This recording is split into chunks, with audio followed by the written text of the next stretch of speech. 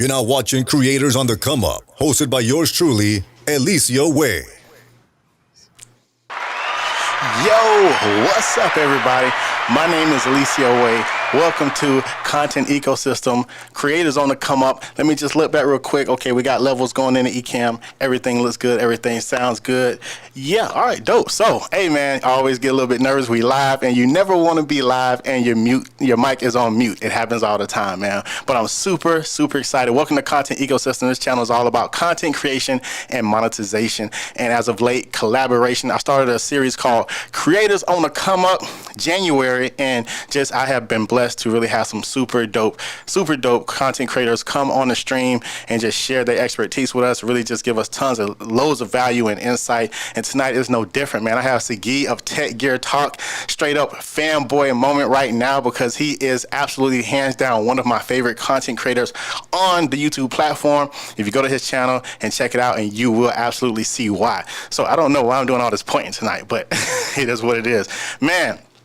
So we want to get into this show, man. We want to have a good show. I'm actually trying something different with my lighting. I have my M50 Mark II right here. I'm using a regular M50 as my main shot, but I'm trying the M50 Mark II for this secondary shot. And I have two key lights right here with like two lights. But I actually tried something that I think was pretty dope, because now I can kind of like walk up on the camera and like it focuses. And what I was not doing the first time was I didn't have a light right on my camera. So I had these two side lights, and then whenever I kind of got like in front or behind them, the camera would stop focusing, and then now I couldn't figure that out. But something said sit a light right on the camera, so now I can walk right up on the camera and it focuses. So I just think that's super dope. You see the bokeh in the background, the blurry background, like anyways, I got Sagi on, so you know we're kind of geeking out a little bit on cameras. But anyways, without further ado, man, we want to get right into the show. Let us know where you from. Type it in the chat. If this is your first time watching, let us know in the chat. Man, I'm just super pumped, super excited. This is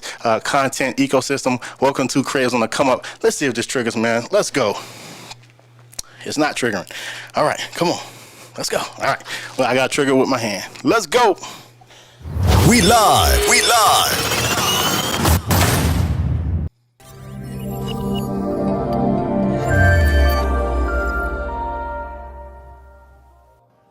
Creators on the Come Up. All right. Let's get some light. Let there be light. All right. Cool. Man, I'm super excited, man. I'm actually, as y'all know, man, when I get in the lab and the lights are on, it be time to sweat. I don't know why. So we're going to try to keep the sweat down tonight. Nervous, but it's all good. It's going to come together, man. So what is up, everybody? Can y'all hear me? Yeah, y'all can hear me, right? All right. Yeah. All right, cool. So we're going to get into some quick little announcements, some quick little things that I want to share with you guys. I have been blessed actually to be invited to speak at 2 conferences. Can you believe somebody thinks I'm dope enough to invite me to speak on their conference? So, man, the first conference is Leap into Live Streaming Bootcamp. Leap into live stream. So if you want to learn how to live stream dope, like what you see, what I'm doing, there's a boot camp. I'm going to be speaking on 7 tips on engagement. And the second one is I've been invited to speak at Video Marketing World, which is super dope in Dallas, man. So I'm just, man, super excited about all the opportunity that comes just from like live streaming. So if you are a content creator and you want to create unique experiences for your audience, for your followers, you should get into live streaming. It's $1 billion, industry right now, and it has afforded me so many opportunities. So we're gonna get into this quick little, promo, and we're gonna go right to the guest.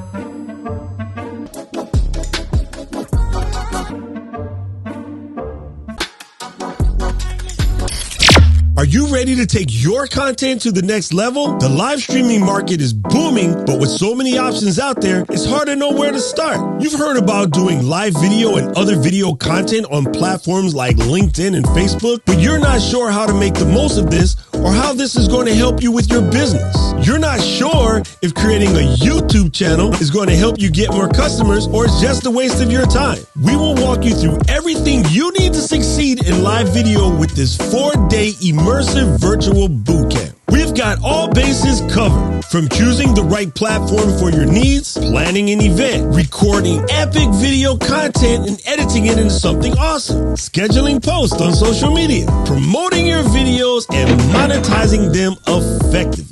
This course is designed for everyone from total beginners who are just getting started in live streaming to those who want to grow their visibility and increase business by creating more valuable content. Leap into live streaming virtual bootcamp. Hey, so that's Leaped in the Live. Shout out to Doc Rock. Shout out to Diana Gladney, man. 2 gladiators in our space.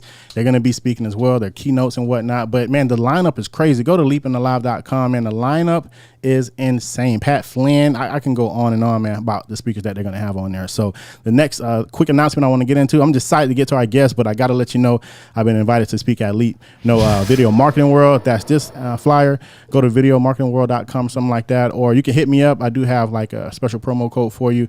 I'll be live in Dallas. We'll be talking about some video marketing tips and tricks and strategies, and it's going to be like everybody's going to be there as well. So, man, definitely, man, come out to Dallas and let's all meet up. Hopefully, we don't have any variant-ish situations going on out there, but hopefully we all good and we can have a safe time, man. So, man, without further ado, man, I'm ready to get to our guest, man. Like I said, he's one of my favorite content creators on the platform. I don't want to waste no more time. Let's go.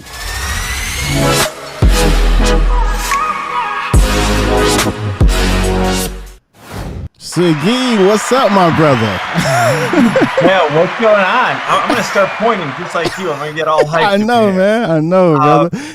Congratulations on speaking of both these events. That's super exciting. I appreciate that, man. That's love, man. It hasn't even really, I think, not even been like a legit full year since all the stuff started happening. You know, we're not going to say the word and get demonetized, but since everything started happening and we got, serious about this, so it hasn't even really been like a full year, and just all these doors are opening, and man, it's a blessing, man. So thank you for that. I appreciate it. But tonight is not about me, my guy. It's not about me, my brother. It's about this other guy that's been just now 300,000 subscribers. I mean, I don't even want to get ahead of myself, but I just want to let you know, man, real talk from the bottom of my heart, I am like fanboy of your content. Like, I got so many questions to get into about just how you put things together, how you got started. But before I even do all that, man, let's kind of give some shout outs to who's in the comment section right now. I don't want to be a bad host. So yeah, let's get some comments. Man, we got Mr. Camera Junkie in the building. Oh, hold on now. Got my thing all locked up here. All right, so it's small. Hold on. Sorry. Give me a second, y'all. We live. So I don't think I can change it right now. No, that's too small. I gotta change it. I'm sorry, y'all. Give me a second. Hold on. Take your time. All right. I see Shelly in there. I see Doc Rock. I got it. All right, there we go. All right, there we go. All right, cool. So yeah, we have Mr. Camera Junkie. What's up, brother? Primo. We got Steve Worthy, super dope content creator. I caught some of his show earlier. Super dope, man. We got Terry Warford. This is the first time Terry is on my stream. What's up? He is such a dope content creator as well, man. We got to get you on the show, Terry. You know what I'm saying? He is killing it, man. I just saw his video today about how not to be a deadbeat dad. You know what I'm saying? I love that. That was a good one. I love that because so many creators will tell you don't talk about stuff that's not related to your niche. But he's like, I'm gonna talk about how, and he's a tech channel, stuff like that. He's like, I'm gonna talk about how to not be a deadbeat dad. I love that, bro. Like, just follow your heart and do you, bro. Don't listen to all these YouTube gurus out here, man. All right, we got Shelly Save the Day. Man, we have we got Felicia Austin. What's up, man? I'm sorry I can't read y'all comments. I'm trying to kind of get through them. We have Real Gregory in the building. We have Lube Dog in the building, man. We got DJ Strick. We have Doc Rock, the sensei himself, in the building, man. Man, this is super exciting, man. We got Eliseo. That's my brother from another mother. I only know one other Eliseo, and it's him. So you already know he's my brother from another mother. All right, I think we got through all of them, so that's good. Y'all let me know. I'm trying to do I'm trying to do some music in the background. Let me know if it's too loud, too low. I'm trying to gauge it right now. In Ecamm, it's at 60%, but I have it lowered through my Stream Deck a little bit lower. So y'all let me know. All right, so man, back to you. All right, so now for anybody who doesn't know who you are, I mean, I'm pretty sure, through humility, not everybody knows who we are. Even though in our space, people know who we are, but for somebody like who's never seen you before, does not know what you do, give us just a quick rundown of who you are and what you do. I would love that, bro. All right. So my name is Sagi. I have a channel, and I started out with a pretty big focus on camera and video equipment and pretty like production. And then slowly I've been growing it into more of a variety tech channel. I'm doing a lot of Apple stuff now. Samsung laptops. So I'm super excited with how it's going, and I'm like I still feel like I'm just starting to learn. Like I'm still at the beginning. Man, I love that. I love that, man. Go ahead. I didn't mean to cut you off. Go ahead. No. I'm sure we'll get into it. Yeah, absolutely. So I want to say I came into your content. It was probably because I had already seen you on YouTube. YouTube was suggesting you to me before I had really a huge interest in like cameras and stuff like that, because I was kind of doing music. So it was kind of, I guess, trying to suggest your channel to me for stuff that may be related to, like, because I was doing music videos, whatever. So I seen you on YouTube, but I really didn't dial into your channel till maybe hardcore, maybe like a year and a half ago. And since then, your community and your channel has just exploded, right? But I remember my first impression of your channel. I was like blown away at how you like. You must script your videos. You have to. I know you do, right? Correct? Yes. Yeah. So I can always tell a channel who scripts their videos because like everything is so neat and laid out. Like you don't, what's that saying? You don't leave a stone uncovered or nothing like, like you don't like, I don't know like how you do it, but like you cover every single thing that your audience would want to know. Like you are truly the epitome audience and find out what they want and deliver that to them. So yeah, like, go ahead. So like I do. So I may not read my script like word for word, but I do, like in terms of research and laying out the like I'm super jealous of people who can just sit down in front of the camera and they just go through their whole thing. Like I cannot do that. You will learn nothing from me. They're like halfway through the video, I'll be like, oh, I forgot to tell you about this other thing that I didn't say. So I need it all laid out. And again, I may not go like through my script exactly how it is, but it doesn't matter because the actual act of writing the script and having all that information in front of me, like I need it for organization.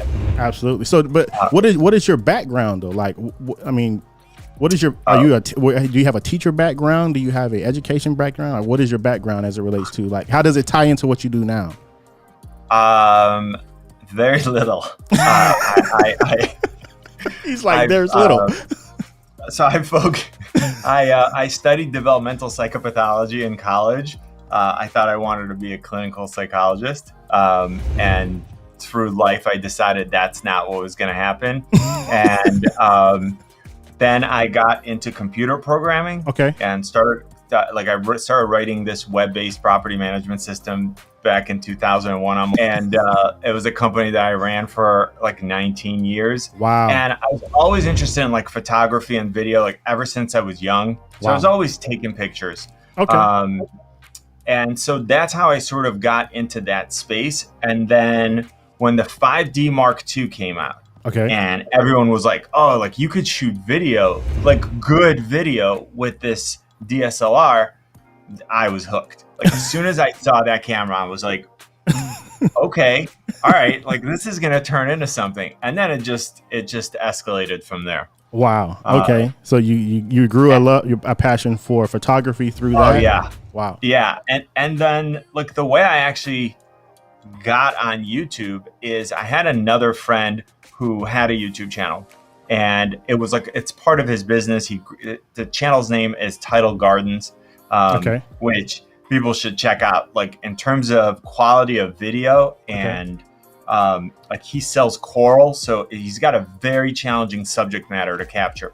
But anyways, this one day he sent me a Marquez video that I'd never seen on KBHD before that. Because I wasn't really on YouTube like that. I would go on YouTube if I wanted to learn how to do something. But he sent me one of his videos, and that's Stan right there. Nice. He was like, you could do something like that. And I was thinking, well, I can't do something like that, but I can try to do some stuff. And that's how I started, literally. Wow. It was kind of crazy.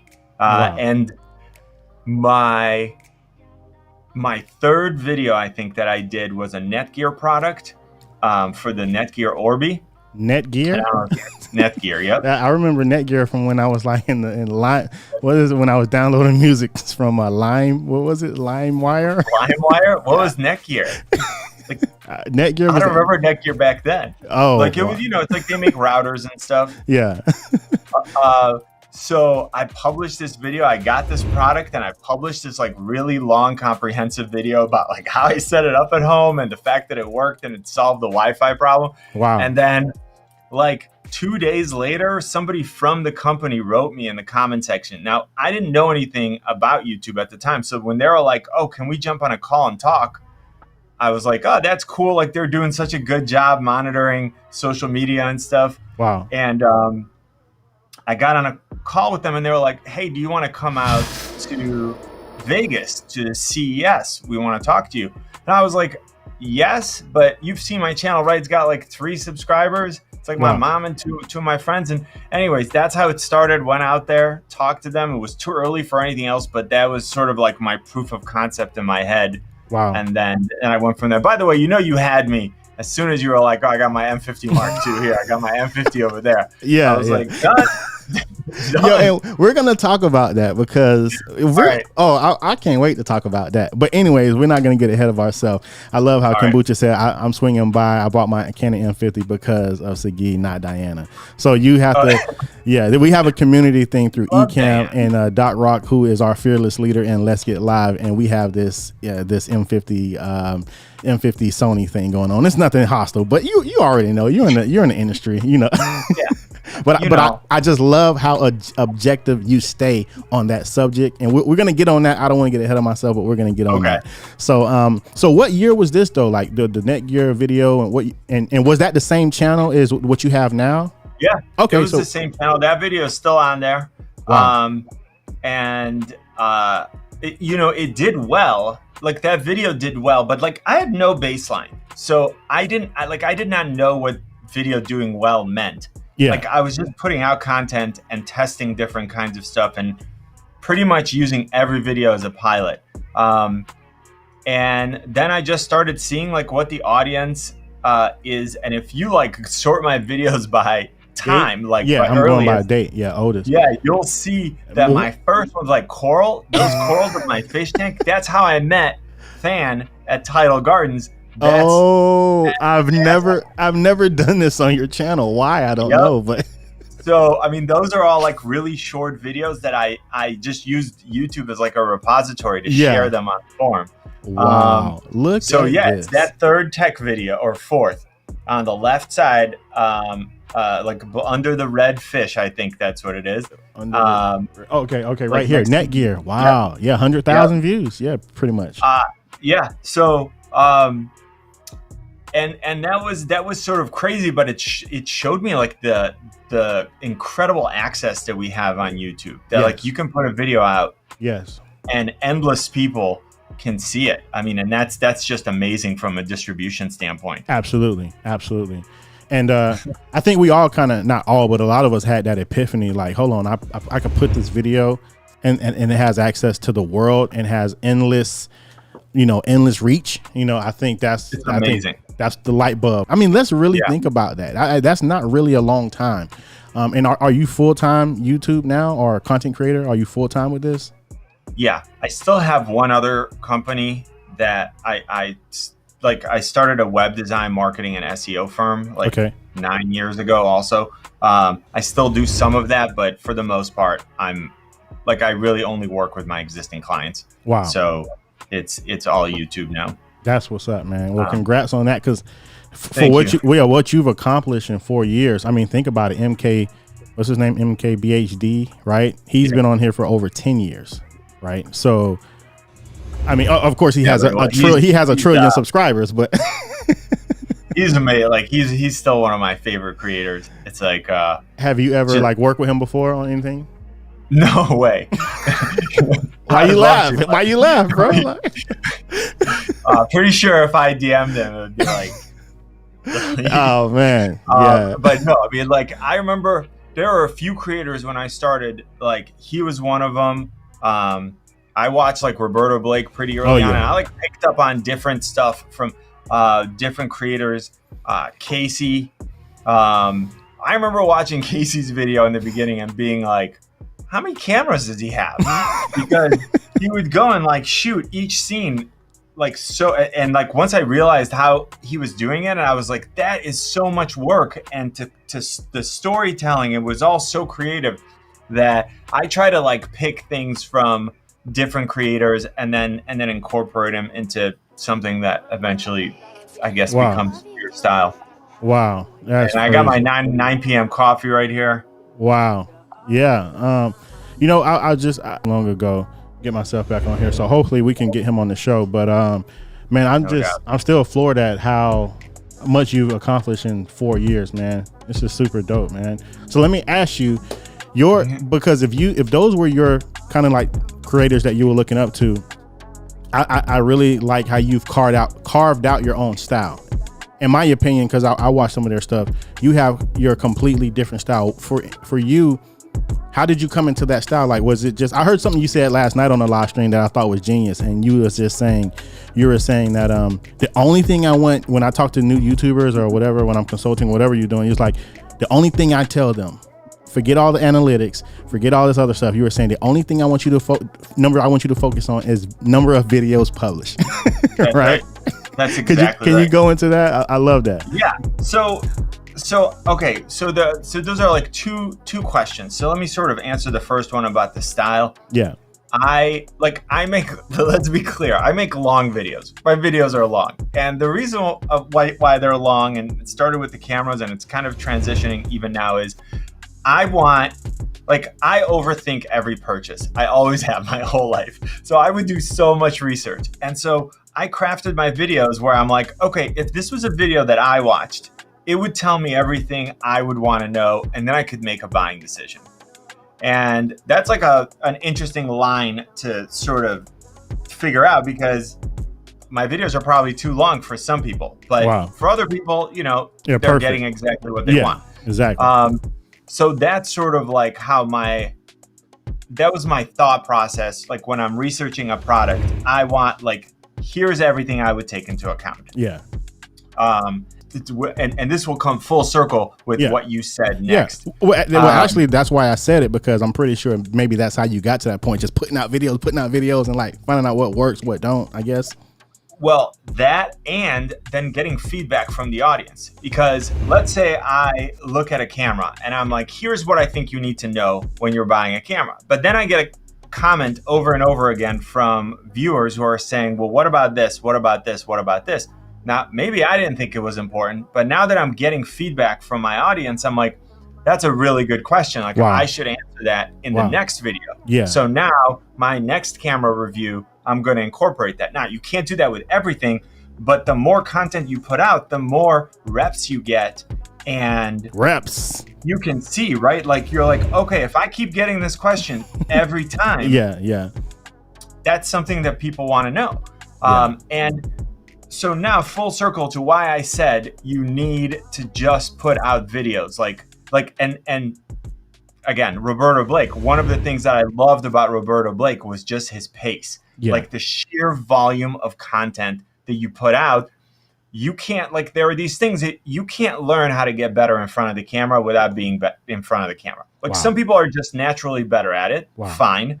But everyone's going to get better, and you can't like watch a tutorial about it. I mean, you can, and it will help a little bit. It will teach you like tactics or strategies, but you got to put them into actual practice to get better. Yeah. So that's why I think, and that goes for everything, for how you structure your videos, for how you edit, for how you promote, for how you title, for how you do thumbnails.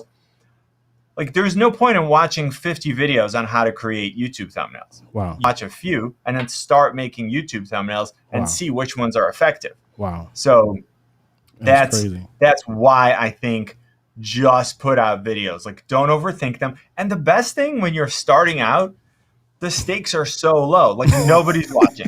Nobody's watching your videos. Yeah. Great. This is an awesome time to screw up. You're Wow. like, who cares? I literally did a podcast today and literally almost said that verbatim. It's like people say, well, I don't want to do it. Nobody's watching, or I'm scared. Well, what are you scared of? To see yourself mess up? That's literally what you're scared of.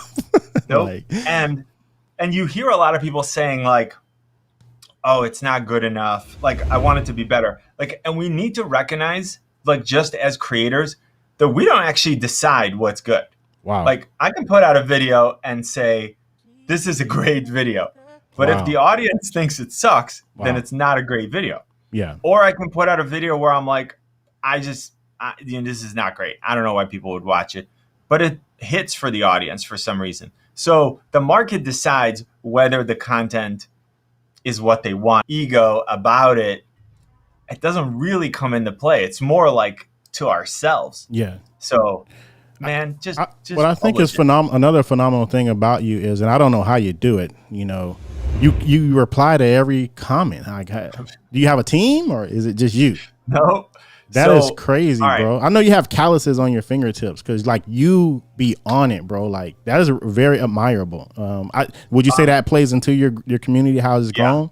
Wow. So I would say, okay, so let's just to put it in perspective, because I remember the day until I had 108,000 subscribers, I replied to every single comment. Wow. All of them.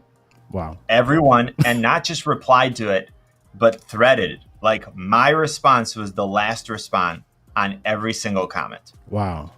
And I'm not necessarily recommending that people do this, but it's what I did. Yeah.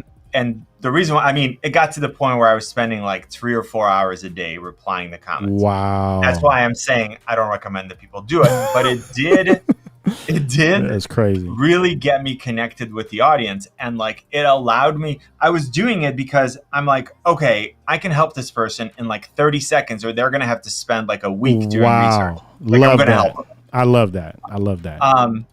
It's just that when it got, those 30 seconds got to scale, that's a problem. There was 30 seconds times 100 now, times 1,000. It's like, whoa. But it really get insight into what they like about the video and what they didn't like too. Like, as long as someone's being polite in their comment, I don't care if someone was like, oh, I really wish you would have mentioned this. Like, Wow. sweet, I'm learning from you now. That's great. Wow. And you I sort love of, you that. can't get that feedback if it's all in one direction. Wow. So, you gotta Yeah. go No, and that's, have a conversation. I think that's genius, man. I remember a few times I would leave a comment, an honest comment, honest question, and then I would get a notification, Sagi replied. I'm like, what? I'm looking at my phone. I'm like, what? And then I'm like, oh, I got lucky. He's off today, or he's chilling, right? And then a couple weeks later, you drop another video, and I just leave a comment or a question. And that's the thing. Like, you don't even just answer questions. You actually comment back to just regular comments. Like, hey, great video. You're like, thanks. Like, so I get another notification that's like, Sagi replied. I'm like, what? Like, is he really just sitting here replying to comments? I think that is so dope. And what I tell people all the time too is, if you get in your comment section, people get notifications. So what if I didn't subscribe that time? I can't tell you how many channels I actually subscribed to because I got a notification saying that they replied to my question or and then it reminded me, oh, I didn't subscribe to that channel. Let me go subscribe. And now that I know this guy is in his community like that, I'm definitely subscribing now. So you don't realize how many subscribers you get just by replying to comments and sending that notification to them. Yeah, go ahead. That's interesting. No, that's really interesting. I never really thought about it from that perspective, but it would be effective. Yeah. Oh, absolutely. And like, I also think, like, again, in the beginning, you should just reply to everyone. Yeah. And on the other end of it, and I don't know if we're going to get into this, but if someone's being rude, first time, just ban them. Wow. Don't spend your time. Wow. It's not what I did in the beginning. I would like, if someone left like an unreasonable comment, like, I don't even know if they said like Sony sucks, and I'm like, well, did you have a bad experience with Sony camera? Right? Like, Yeah. I'm trying to understand, like, what are we doing? And I remember my friend who had the other channel was like, Sigi, you can't spend all day like having these conversations with people if Wow. you're not going to be able to turn each. But and a lot of them I did, but then I just realized, again, if someone's being okay, first of all, if you're being rude to like another viewer, that's Yeah. I don't even think about it. Wow. If like someone asked a question and you're like, you're dumb, that's Yeah. a stupid. Oh, you gotta go. Wow. You gotta go. Wow. And ultimately, like, think about it. Like, that's a space that you created, and they're not entitled to go in there and just be rude to you or to other people. So, Yeah.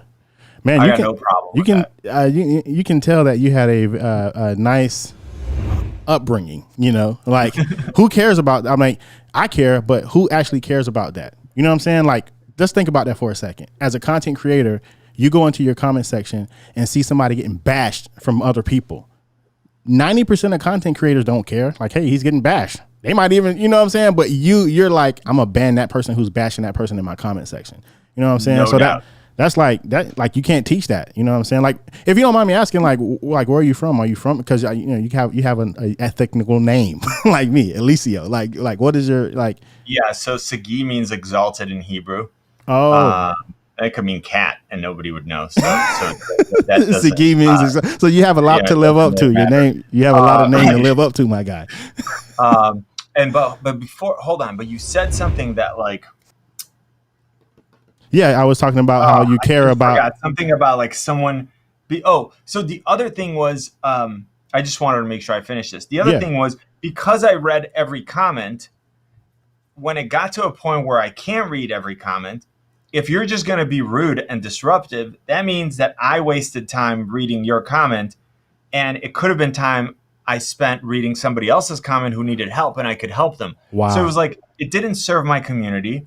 It wasted my time. And I don't need my viewers who are reading the comments to learn, because that's really my focus, is to teach. So it's not really, they don't need to see your comments either. That's why, like, Yeah. I was pretty adamant about keeping the community clean there.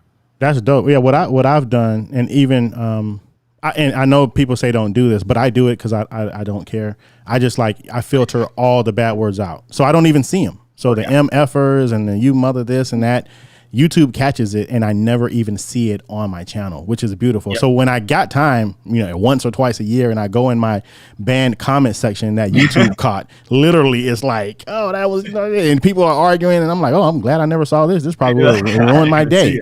So yeah, I think that's a hack too. If you don't have time, That's a good tip. Yeah, to be deleting stuff all day, because the bigger you get, you can't please everybody. The bigger you get, people are just got bad attitudes. They have bad days.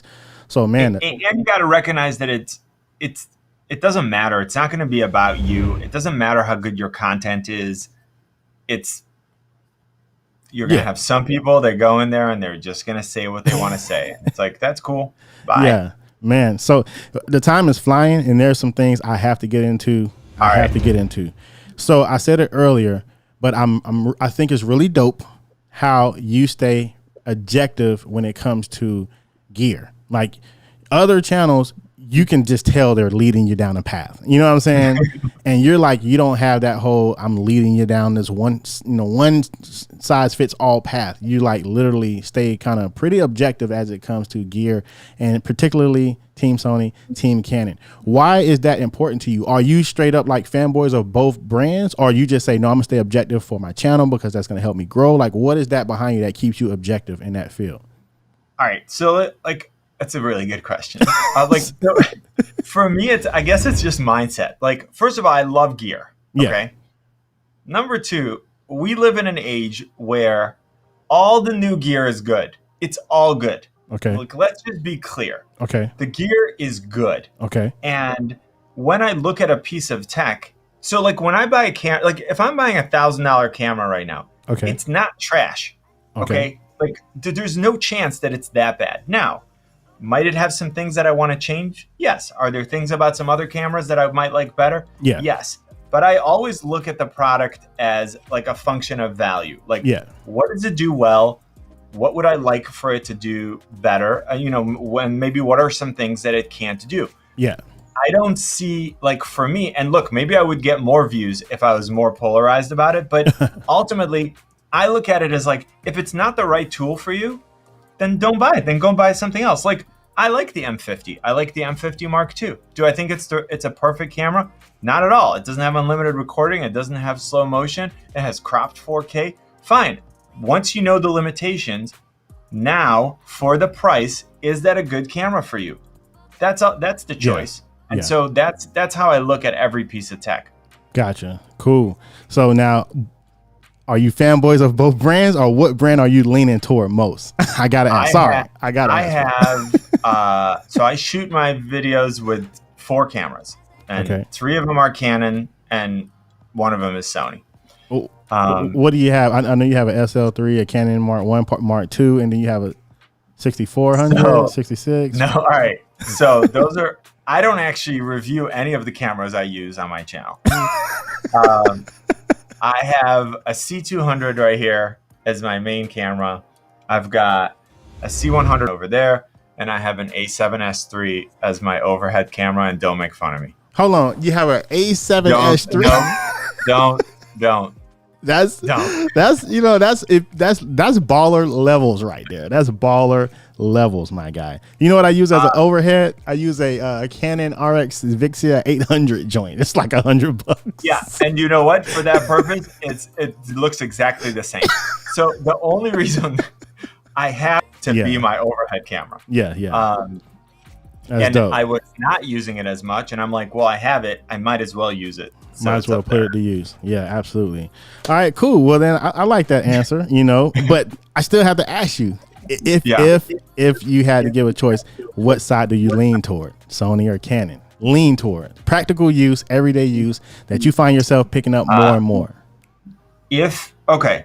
So like there are fundamental things about them. Like if I need unlimited recording, so that's why I have Canon cinema cameras, because I needed unlimited recording. Wow. And it wasn't available in any of and I didn't want to start messing around with Atomos Ninja 5s on every camera. I know, right? So, man. So the reasons why I bought cinema cameras, and I bought these really like the 2 C100 Mark 1s, I bought almost maybe 3 or 4 months into the channel. Wow. Because just from a process standpoint, my 5D Mark II and 5D Mark III, first of all, didn't have continuous autofocus, and they didn't have unlimited recording. So that just wasn't going to work. Wow. So I bought these for like convenience. Wow. Because it actually solved a real problem, and they removed friction from my creation process. Yeah. And that's how I look at upgrading gear. And we can get into that at some point. Yeah. And then once you start with one brand, as you know, like the real cost is the lenses, right? So that's the problem with having like 2 different systems, because now you have to buy the same lens for 2 systems, and that gets really expensive. So I stuck with Canon. All right, now to answer your question, if I had to pick one, if I need unlimited recording, not in a cinema camera, then I'm using a Sony. If I need 100, now the better Canons can do 120. Before there really weren't any that could, or their 4K was cropped. I personally, out of the camera, if I don't want to work on the footage, I like the Canon color better. Oh man, and that's a whole nother conversation, brother. But and look, I'm glad I'm not crazy. I'm glad I'm not crazy, man. Because people, my circle telling me I'm crazy. My circle telling me I'm crazy because I like Canon colors better. But look, this is like when I talk about liking color, or sort of when anyone talks about liking color, we're talking about right out of the camera, right? Right out of the camera. Yeah. My kids are asleep on the other side of this wall, but if they was not asleep, I would be running. Listen, you know how many people? Because I don't know how this happened, but I'm kind of like a consultant now for content creators that they come and they ask like, I need this, and I learned very quickly, bro. When I suggested the Sony cameras, right? Before I was suggesting Canon cameras, and now I'm trying to be cool, and I started suggesting Sony cameras, and then I never got so many calls back. And they're like, bro. And then it clicked in my head. These people don't care about trying to figure out the tech, man. These people just want to shoot. So then I went back to tell them, just get Canon, bro, because out the camera, straight out the camera, without any tweaking, without any SL, whatever, it's probably gonna be more appealing to your eye color wise. I don't know. So am I tripping on that or what? Like, no, and look, there's an element of preference there too, right? And there's like, how do you want your footage to look? But for how I shot, I felt like Canon was more forgiving too. Like, so look, Sony has come a long way too. And like the A7S III is like a miracle. It's amazing. And S-Cinetone on it is great. And of course, if you're going to shoot S-Log 2 or 3, like there's tons of amazing looking Sony content out there. So it's not like you can't do it. You clearly can. But that you know, that's just my preference if I'm trying to get the easiest workflow. Now, there are some features that are binary, right? Like no matter what, I'm not using a camera that doesn't have unlimited recording. I don't care about the color. Because I know what's going to happen. Facts. 30 minutes into my recording, I'm going to forget. I'm going to talk for an extra 10 minutes. It's not going to record. I'm going to have to do it again. So like some features are like that. Yeah. But beyond that, and then I love cameras. So I love Fuji Eterna looks amazing. Yeah. Nikon has good cameras and they're coming out. I mean, I was using Nikon for photos before switching to Canon for the 5D Mark II. Wow. So that shifted me. I have the link up if anybody wants to jump on the live stream with me and Sagi. We got about 15 minutes, 20 if we stretch it. If anybody wants to jump on the live stream, we got Mr. Camera Junkie out here, Rock. We got Kombucha. More people too. You know, I've been not really keeping up with the comments. We got Sammy Superstar. Yeah. If anybody wants to jump on with us, chop it up with me and Sagi. I think it'd be super dope. But yeah, man, I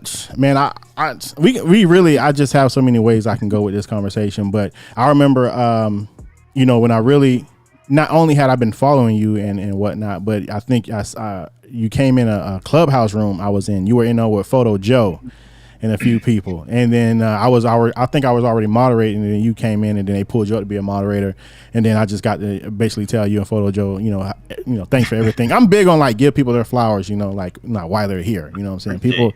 People love to like wait till like something tragic happened and be like, well, why you didn't say that like when he could hear you, you know? So like I think you know what you do for the creator community is huge.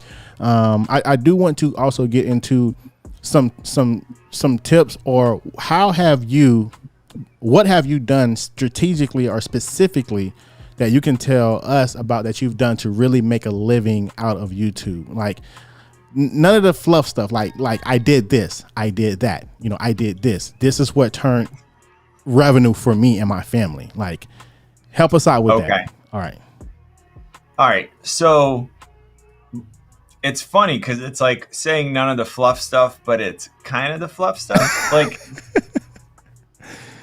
I can't understate the importance of putting out content. So like I started out this year. You know how people are talking about like subscriber goals and so my goal for this year was 150 videos. Wow. That was my goal. Wow. I was like, I want to put out 3 videos a week, 100, and I'm probably not going to hit it. Wow. But that's my goal. I'm trying. And I'm close. Wow. And again, it's that same, because there are so many elements. Not only does it help you, not only are you building a bigger catalog of content. What's up, Doc? Doc Rock in the building. Yeah. I was letting you finish your sentence. I don't want to Kanye this. All right, but then you popped up on the screen, and I'm going to let you just sit there. See, he knows how to use those Sony colors. Look at that. Look at it. Look at how crispy that is. Before I start clowning y'all. You already know, yeah. All right, go ahead, finish it again, then we'll get our spanking from Doc. Like I think building a catalog of videos is so important, because at some point you're going to reach that tipping point. And you're going to get, like, as we all know, you want someone to watch one video and then you want them to watch the second video on your channel, right? Yeah. Like, that's how we want the journey to start. Yeah. And the more content you have that's sort of relevant in the same niche, you're going to be suggested for your own videos. And I want someone who just finds my channel to watch this first video and then go look and go, oh, I'm interested in that and in that and in that. Yeah. And yeah. now I know that I have enough videos for them to see that they'll be like, okay, this is a channel, and the subscribe doesn't necessarily turn into views, but I want loyal viewers. Wow. And so it was really that sort of, I'm going all in and I'm putting out more videos that I think helped. And that sort of trickles down because you get more views, so you get more AdSense revenue. Cool. Okay. Yeah. You get more views, so you get more affiliate sales, right? Because more people are watching that same video than if you just look at numbers and you say 1 out of every 100 people buys something, or out of every 50 people, whatever it is. Okay, so when that 100 becomes 1,000, and when that 1,000 becomes 10,000 and 100,000, that same model that's why I look at it as a marathon. And the first company that I started, we sort of looked at it long term, and we said we don't need to make on our product. It was like a service, software as a service model. So we leased our software, and we just needed to get more clients paying us a little bit of money, and it made sense in the long run. So when I looked at videos from a revenue standpoint, like put aside the creator part, like serving the audience, but from a revenue standpoint, I almost like made games out of it. And I was like, okay, so if every video made me $10 a month, how many videos do I need to make a certain amount of money? Wow. And I don't mean $10 a month worth of AdSense necessarily. Yeah. It could be AdSense for this one. It could be affiliate sales for this one. It could be a sponsorship for this one. Okay. Whatever it is. I'm like, okay, what if they make me $20 a month? And clearly that's not how it plays out at the end. Yeah. But it was sort of that mindset of like, just make more content and video. And they still need to be good. Yeah. But just make more of them. All right. Go. I gotta say this because your content is so dialed in, and all of them seem scripted. I know you're full time, but it just seems 3 videos like that, well thought out, scripted videos that you're doing every week. All right, so I gotta go back. Right. So let me hit you with this. Okay, go ahead. Starting out, a camera video would take me somewhere between 30 and 40 hours to make. Sound like Marshall Fox, Doc. Like 80 hours on one video, but it'd be good. Now that'd be a good video, but but don't spend 30 or 40 hours on a video. I'm going to tell you right now. But like, and I don't mean that the actual creation of the video took that long, but I mean for a camera review, you've seen them. I go and take pictures. I go and shoot videos. Yeah. I go and shoot. Your wife is beautiful, by the way. Research. Thank you. I'll pass that on and make her day. So all of those, and again, looking at it as a business from the beginning, I look at every single piece. Like if I drove a half hour and then shot for 2 hours and came back, well, that's another half hour. That's 3 hours. If I was billing a client for that, that would be 3 billable hours that go into this video. Wow. I think a lot of people underestimate it, and they think, well, I sat down and it was like 30 minutes to record and then 2 hours to edit. I'm like, okay, but did you spend 4 hours doing research? Wow. And then what about promoting it and coming up with titles and creating the thumbnail? Like when you actually, if you look at it as a business, you have to look at how much time you're spending on every video. That's why you need a tracker. I just went down a little rabbit hole. No, but he's right though. That's why you need a tracker. So once you know your number, then you know what you're putting in, then you know what you're putting out, and then you know whether it's working. I think a lot of people think that their answer to working is some weird subscriber number, right? But I no matter how, we say it all the time in Clubhouse, everywhere, their subscriber numbers mean jack, because there are people with 200,000 subscribers that get 40,000 views on a video, but what is the revenue on that video? And I don't just mean ad rev. What is their overall revenue on that video? I could produce a video with 10,000 views on it and only 10,000 subscribers, and this is $7,000 video. Yeah. Thank you. Shout out to DJ Strick in the building. I mean, imagine if you were selling Casper mattresses. Every mattress you sling is 200 bones. But people are like, oh, this video only got 50. It only got 50 views. Them 50 views might have equated to like $4,000 in mattresses, though. Ding dong. Like you looking at the wrong stuff. And that's exactly right. And I was talking to another creator earlier today, and I was saying, like, because they were talking about AdSense, and I'm like, okay, well, let's pretend your RPM is 10, which, well, you know, depending on what niche you're in, that could be high, but let's just say it's 10. So those 1,000 views got you $10, but like you said, you sold one mattress, that's 200 bills.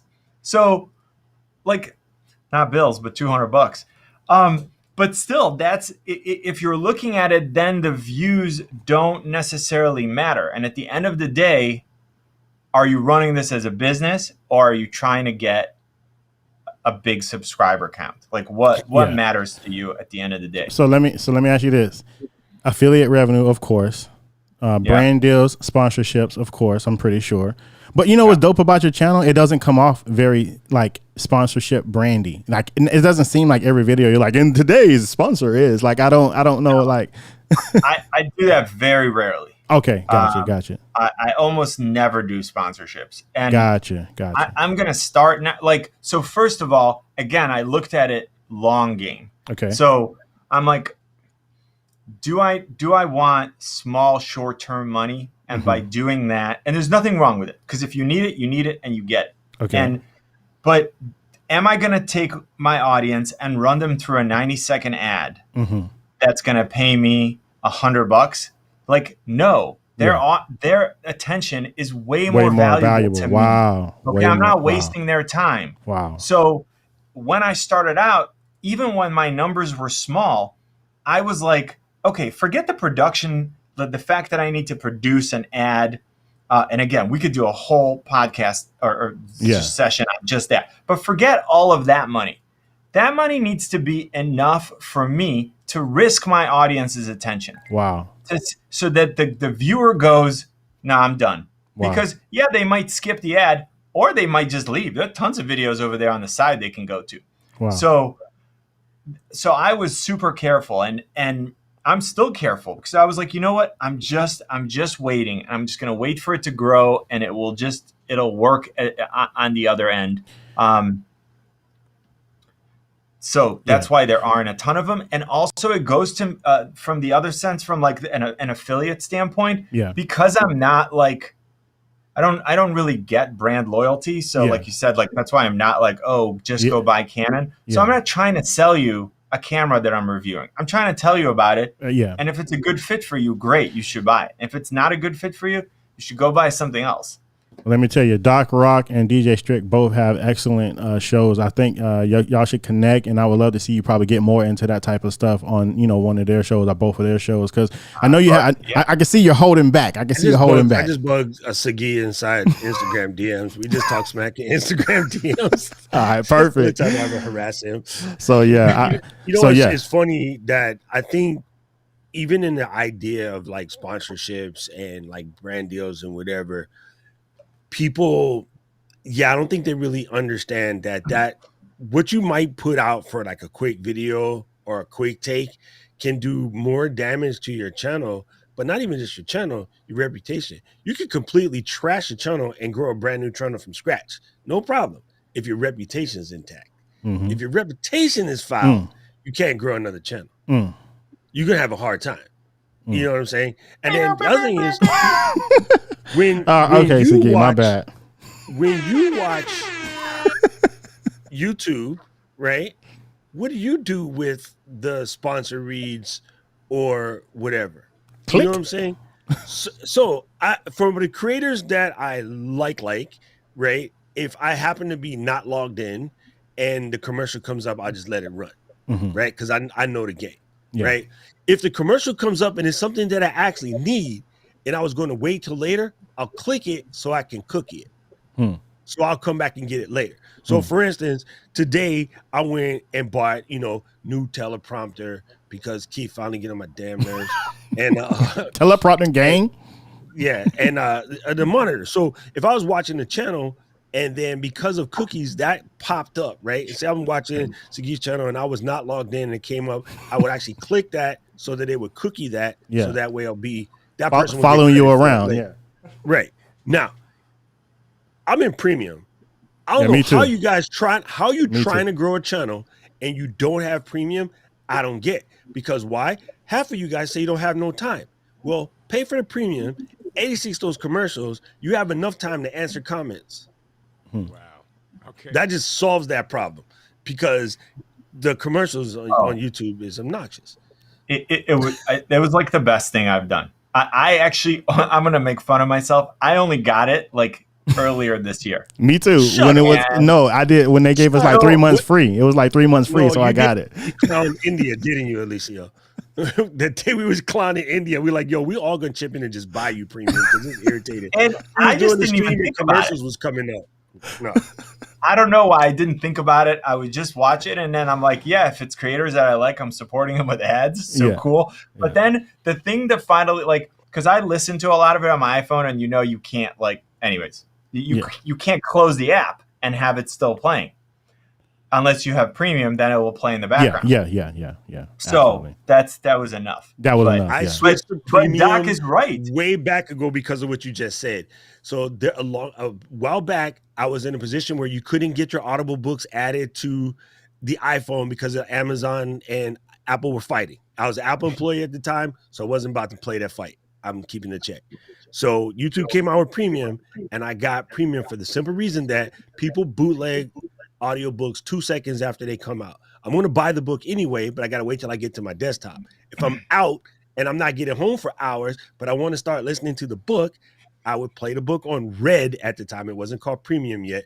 And then you could background it. So I would just be absorbing that audiobook that way, and then I'll go buy the book after. Listen, Eliseo, I absolutely love this. It's classic Doc Rock giving information. But Sagi, man, I gotta say this: I've followed your channel. I've heard you on Clubhouse. I love the content you put out, and I'm glad that Eliseo allowed me to come on to kind of hang out with you guys. And again, it's always good to see Doc. Doc, somebody asked me the other day, Strick, how did you get started in streaming? And I had to tell the whole Doc Rock story. So, bro, I'm just tripping on your wall thing, man. Look at this wall thing. Hey, what's up, man? It's looking sharp. Man, Strick done leveled up, bro. You talking about this? Yeah. He said, this whole thing? This whole thing? No, that's nothing. Yo, it's cracking me up.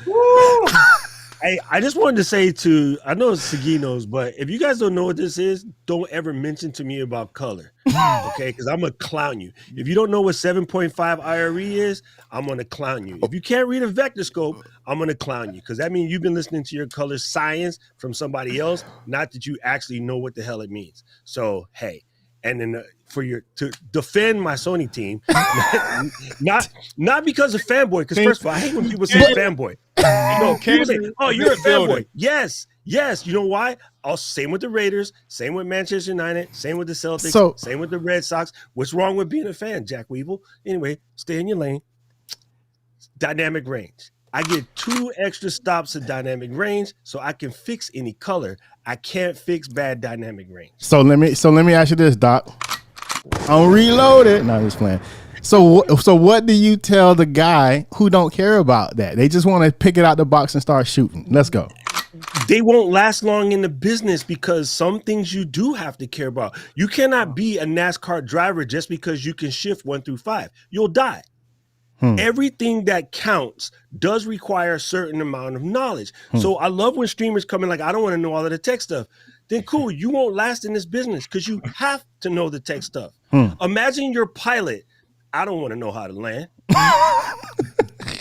Are you going to fly with that fool? Hell no. Like certain things, it's like parents. I don't, man, kids are so tough and whatever. You ain't think about that when you was bouncing. No, that's not a thought. They're not thinking about kids at that point. Exactly. God. Well, that's why Florida be Florida. I'm just saying, right?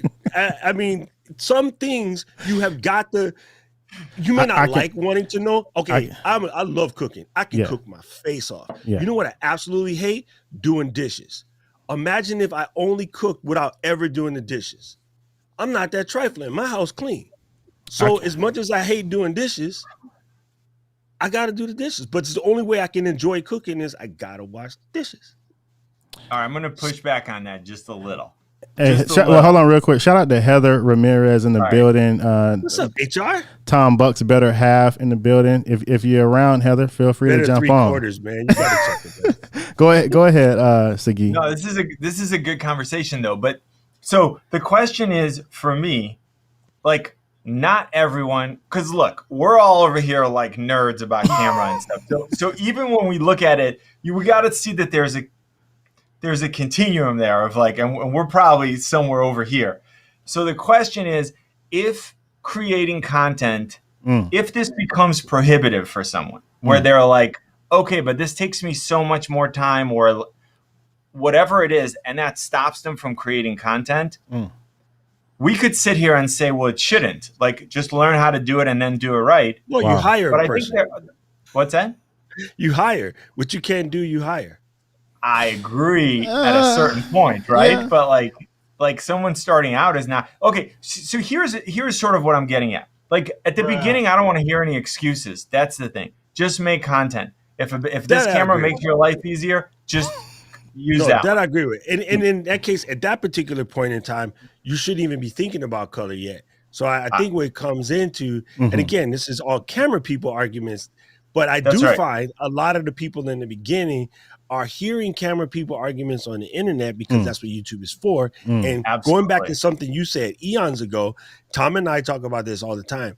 The people that will come up and just say hateful things about brands because it's fun to pick on the big guys, they get a lot of views, but they're extremely shallow and their stuff doesn't really last. They oftentimes have really low RPM and CPMs because it's the wrong type of views, right? People will watch a fire.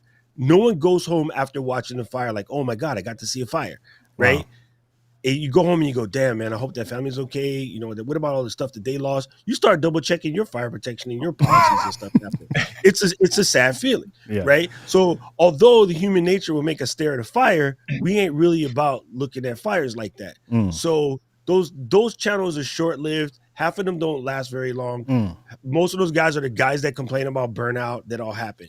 The people that talk about it from the standpoint that we talk about it from, they normally tend to last longer because you're coming from a position of positivity. So yes, I will say, and you know I say this all the time, Eliseo, the gear definitely matters, but don't let it stop you. I hate when people say gear doesn't matter because, again, ain't nobody playing football in a leather football helmet, and no one's going to take a flight from Florida and Los Angeles in 2 wings with the scarf and the glasses. Well, let me say this. Go ahead, Doc, let's quantify who this argument is for. So if we're saying it's not entry-level creators, you know, grab your cell phone to get started. It's not for anybody because it's preferences. What you choose is what you choose. Well, but whenever you get into a preferential conversation, people will say hot wings are trash, and other of us will say, nah, fam, unless they burning your lips, them joints ain't even bothering you. It's just a preference, but it becomes a preference that people get bent out of shape over. And I always tell people, the level just above us. Now, I'm born and raised creator because we sold cameras for 30 years. So I know the factual reasons as to which cameras sell at what and what sells at the other. Step past the C100 and the FX85 class, there's a Sony body, Cine Alta, with a Canon lens on the front or a Fujinon lens on the front. When you're watching ESPN, Oprah, all of that stuff, there's a Sony body with a Canon lens on the front. At that level, it's not even the same argument. And the prosumer level where we are, it's a different ball game. So again, half of the arguments are silly. And I can tell you right now, Xbox and Sony sit in the corner and laugh at the fights because they're both banging. So let me say this. If you have someone that's, you know, I'm a streaming guy. I like streaming. You're going live. Someone that's going to sit a camera on a couple of feet away from them and stream. They're not taking it outside of their office. It's definitely different than someone that would stream and also take pictures and also use it for video work that may have client work.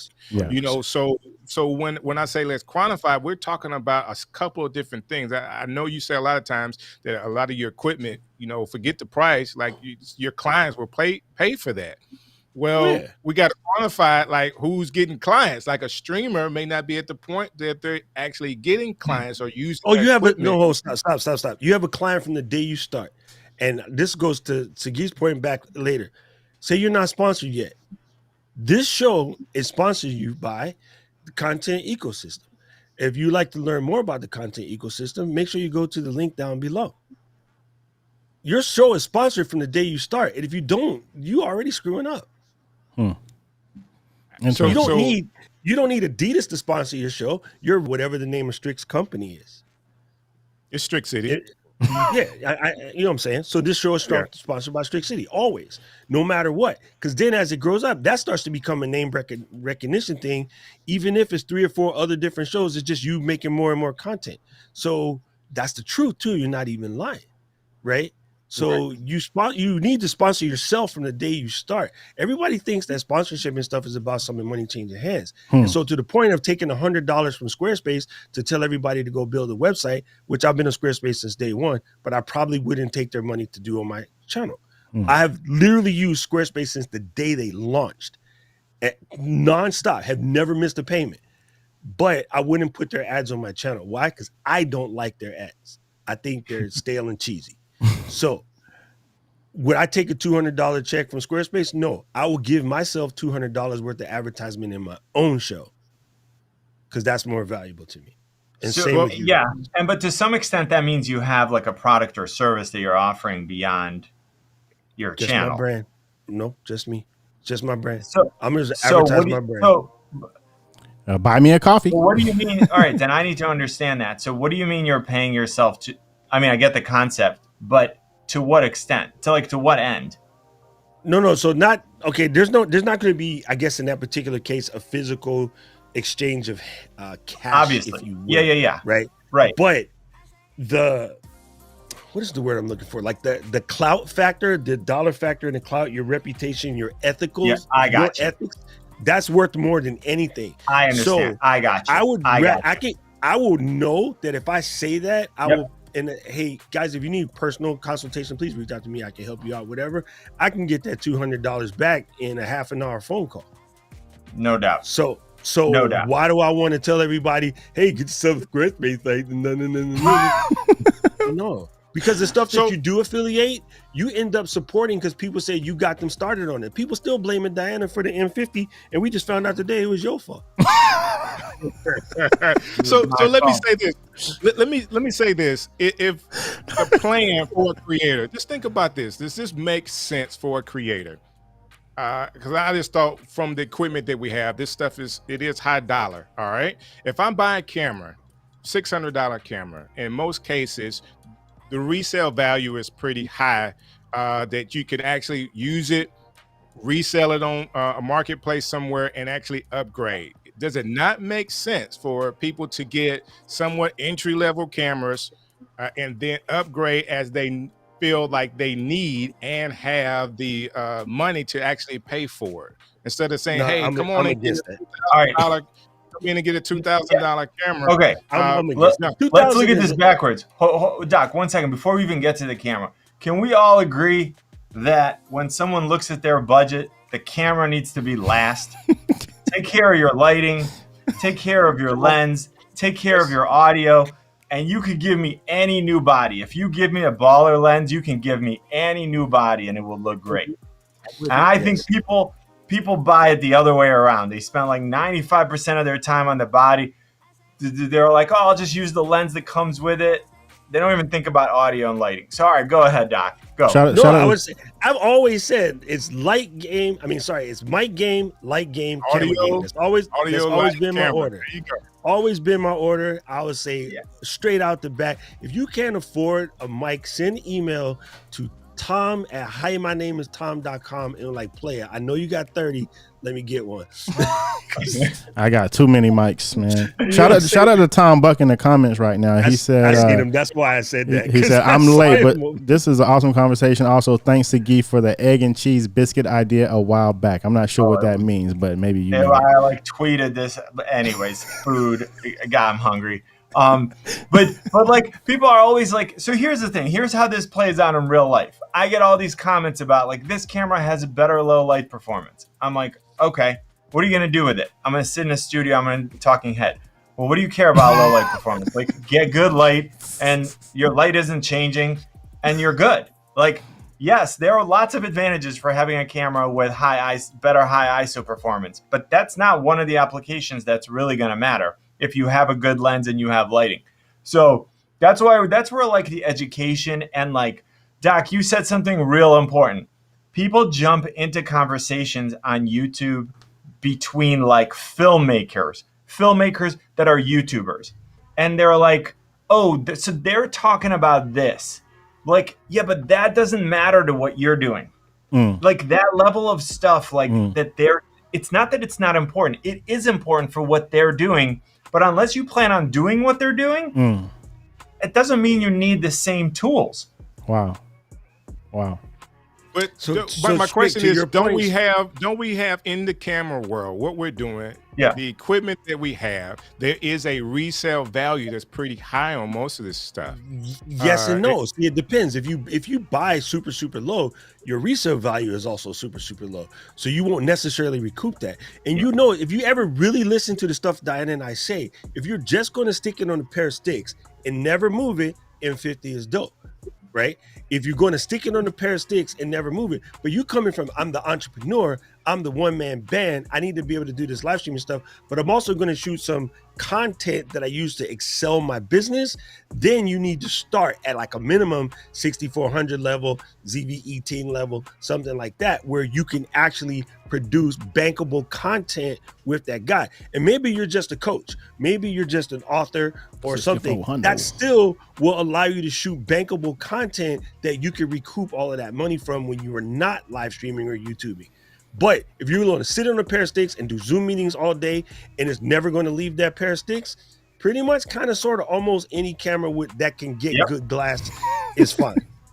Yeah, and Strick, to your question, good lenses keep their value for years. So that's why like I'm never worried about investing in a good lens. Like I have lenses that I bought like 10 years ago or even longer. I still don't have a reason to replace them. Like, has Canon come up with a new 70 to 200 f2.8? Yeah, but am I going to buy it? No, because it's not that much better than the one that I have. It is better, but it's not that much better. So that's why, like lenses, you'll get a lot of your money. Now, one other approach that's interesting that some people have is they buy gear and they use it until the warranty is done, and then they resell it. So then at that point, it still has a high enough value, and then they use that to upgrade. But to Doc's point, if you have a way to make money with the gear, if it becomes actual like a revenue generator, then that's a different conversation at that point.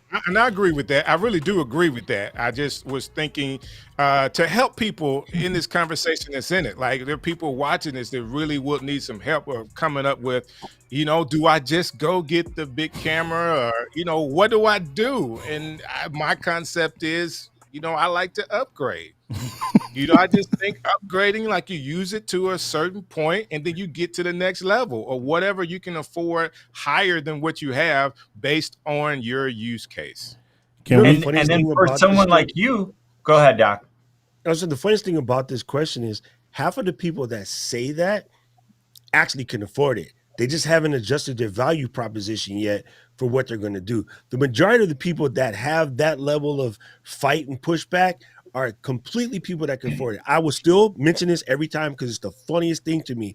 In Clubhouse, in a room, probably with Joe and Sagi, ladies coming on, I got this, how they start, right? I'm this speaker and I've been doing this stuff and I got this business where I teach you how to go from 0 to 7 figures and da-da-da-da-da-da-da-da, boom.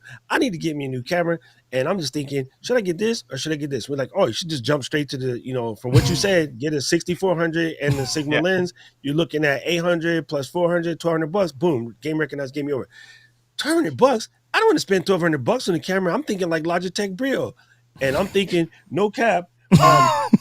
You just said you coach people how to get 7 figures. Yeah, that's a weird one. Should be a eye blink. That's a weird right? one. Yes. And that happens. I agree. And so it's like me. Because I sold cameras, I've been, at our store, I've been in a situation where people are buying a camera for their vacation with the $5,000 Birkin and they don't want to spend $400 on a cyber shot.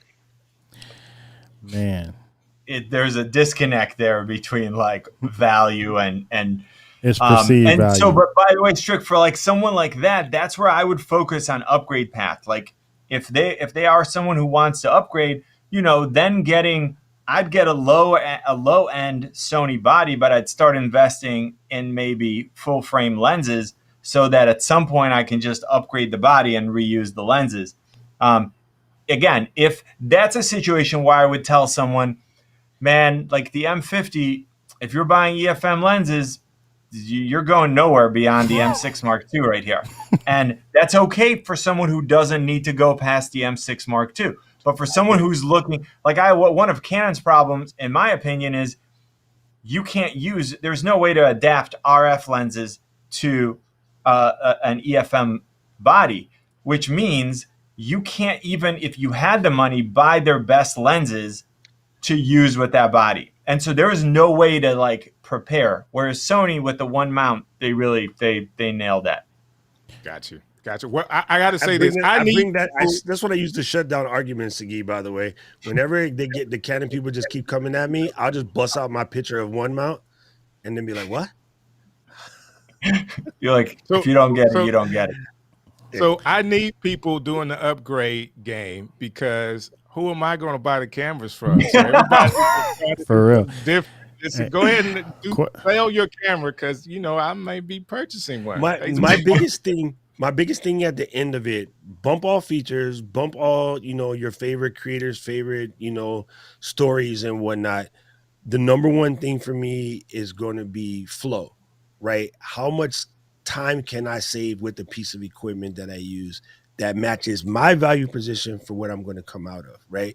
For me, the flow was never having to buy. When I was 5D, I made it up to Mark III, and then the original Sony's came out. I let them run for a little bit, and then once I knew that they were solid, I jumped in at A7 II, right? So up until that time, I was all Canon. And everyone goes, oh, you can't really jump because, I got all of this glass. Yo, I had all of this glass. But what I did was I bought one Metabones adapter for $6.99. I used all of that Canon glass forever, and I slowly slowed them off as Sony started making glass. Because Sony started out, they had no glass. There was like no glass at all. Like, what the hell are you guys doing? But they did the same thing that they got the body game straight. They worked their way forward. And then so now I have majority of my Sony stuff, but whatever you use, make your process shorter. If you can do that, you're saving money, then you're earning money. 100. If you can speed up your process, like there's almost no piece of gear that I wouldn't invest in if you said it saves you an hour on every video or a half hour on every, like you could not price that out of my price range, or it would be very hard because I'm looking at it like, okay, 1 hour, 3 videos a week, 12 videos a month, however many videos a year, you're going to save me an hour. That's why like the stuff that I started getting was all to save time. Like I kept buying more tripods. I think I have like 9 tripods because I didn't want to move my tripods every time when I needed. And then setting up would take me an hour and breaking up. And it's like, nope, add those things and those tripods don't need to be $1,000 tripods. They just sit there. They don't go anywhere.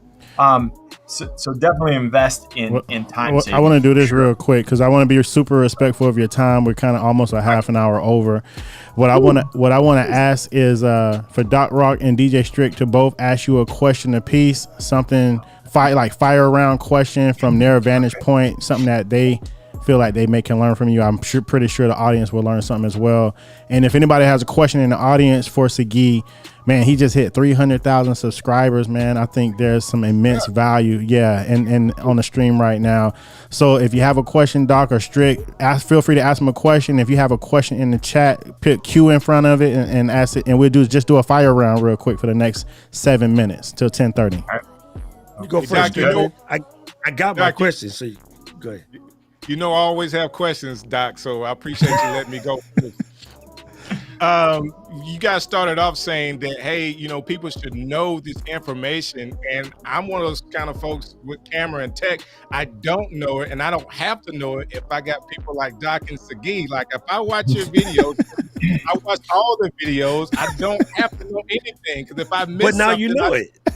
Yeah, now I know it because, I've watched tons of your material, and I personally thank you. From where you are, do you feel like at your channel that you've kind of hit your groove? Is there something next that you want to do with your channel and the content you're creating? With this particular channel, I want to expand the type of gear that I'm covering, like not just into gear, Yeah. just the type of tech. Yeah. But I'm doing it very intentionally and slowly. Like I don't want to just throw stuff at my audience and be like, watch this and then this. So I'm being strategic about it. And then I have another channel that I've been thinking about starting for a while, and I have content, but it's like I'm focusing on growing this one. So Don't tell me it's a Pokemon channel like Pat Flynn started. how'd you know? No, I'm kidding. That's not it. No. That's what's up. No, it's more it's like creator focused and Sweet.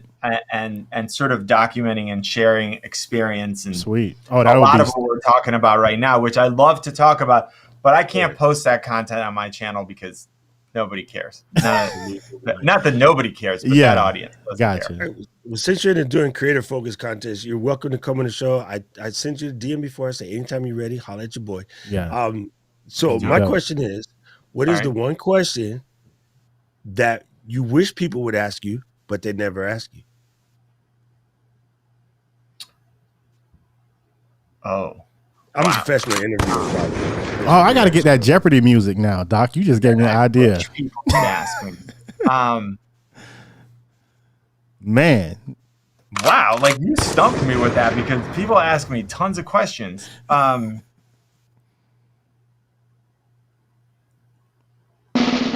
got me. This is like the first time I think I've ever been speechless. Doc flexing. I do not know. That's horrible. That's a terrible answer by me that I don't know.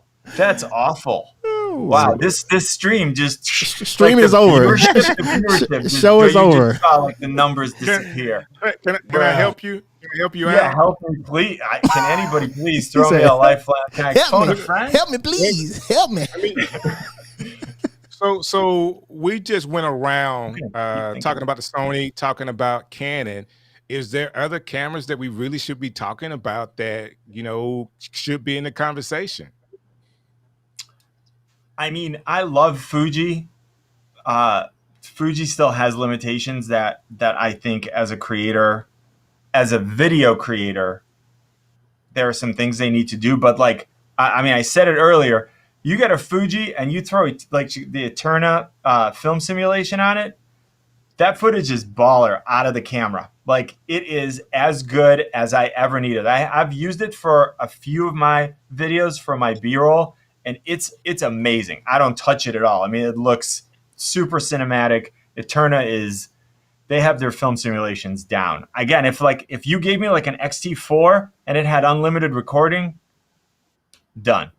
I'd use it. Shout out to the convos in the building. We got KP in the building. Rich Graham in the building. Now, Doc still got my brain is like still trying to figure out. He'll have that answer for you on your show, Doc. DM him like at 4 a.m. Like, okay, I'm going to bed, but here's what it was. Hey, by the time you go to bed, it's still middle of the day for me, so we're good. Where are you at, Sagi? Where are you at? I'm in Cleveland, Ohio. Oh, dude, I grew up every summer in Cleveland, East 147th Street, right down the street from Kennedy High School. Wow, nice. My grandmother, basically, we lived in Shaker Heights for a while, and then we bought this other house. But yeah, that's my old stomping ground, fam. That is so funny. So I spent some summers in East Cleveland, Me too. off of East Euclid. Euclid. Okay. Oh, fam. Yo, dude. Wow. So that's funny. I ain't forgot about that, Strick, man. Man, we Cleveland boys. WMMS. Are you heading to any of the Vid Summit or any of the things, Sagi? Or you staying in the house? I've been thinking. Are you guys going to Vid Summit? I've been thinking about. I've been going back and forth, like assuming that they'll still keep it. I know VidCon was canceled, but yeah. I've really been thinking about Vid Summit. I know Doc is speaking at People of Video. I'm speaking at what is it? Video World, Marketing World. Video Marketing World. Yeah. So is it yeah. at the same time? No, it's actually the week after each other. Okay. Yeah. Mm-hmm. We have no Vid Summit. No. I'm thinking about it. I'm thinking about it seriously, but I'm watching to see what happens during Leap. When I come back, I can literally just wash my clothes, get it right back in the plane, and get back forward. So what? Because I'm actually going to Boston for Leap to go set up the Ecamm studio. And so, yeah, when That's I gonna come be back, cool, Dom. Sol- I want solid. to see what you come up with. Solid Rock says, for creators who create and they actually perform work, what advice do you have for them for getting work and content done simultaneously? I guess, like for creators who actually create and they actually perform, like, I guess, what do you have? Oh, I think they're saying like they have a full-time job and they create. Oh, Is yeah, that yeah, what they yeah. mean? Yeah, probably. Yeah. So like that's what I did in the beginning. I was actually like running 2 companies and starting the channel, and you can, if you go look at my production, that's why I'd have like 1 video a month. But as I like started, it came down to scheduling time to create, because if I waited until I had free time, I just didn't have free time. And if I said next Thursday at 4, I'm going to research some topics. Then the next day at 5, I'm going to script. Then I'm going to shoot on Saturday, and I had it blocked off. Then if someone called me and said, "Can we do something next Thursday?" It's like, nope, busy, Yeah. can't do it. Yeah. Otherwise, it's an open time slot, and I Yeah. fill it up with something else. Yeah. So like for me, I needed that level of discipline because I'm not that organized. Wow. you know what's funny? Everyone asks that question, and I'm always wondering, like, if you had 2 jobs, right? Say you worked at the Winn-Dixie, but you also worked part-time at the Piggly Wiggly, you would do that. So why not just make it a part-time job? Well, it's that mindset though. You have to approach it as that and realize that, like, what can I do? Can I do 10 hours a week? Okay, when? And like literally, I mean, you're absolutely right. Because if it was your job and you had to report on that day at that time for 2 hours, you'd show up. Yeah. But I think that's the answer to the question. Yeah. That's really what that's the answer to the question is treat it like a job. Yeah. So if you want to know how to do it, treat it like your part-time job. Be serious like that's a job. That's my fight with the word side hustle, because a hustle is not really a job. Hustle is when you make way too much money for doing something that doesn't deserve that much time. I mean, that's the street I come from, right? When you was hustling, you was making more than you probably should, right? So when you treat it like a side hustle, your brain treats it like that. I'm going to just play around and try to get a lot of loot, right? But again, when you treat it like a job, or better yet, I say treat it as a side helpful, you help people, you get paid right away. The minute you start helping people, you get paid right away. Or you get cursed out by Strick to turn your stuff legit, which thank you. All right. I came up with a question that people don't ask me, because I get a lot of questions. Yep. Because I get a lot of questions about where I am now. This is I'm telling you, I couldn't let it go. Exclusive. Yeah, let me get the drum roll. All right, let's go. I'm going to undersell it. It's not going to be that exciting.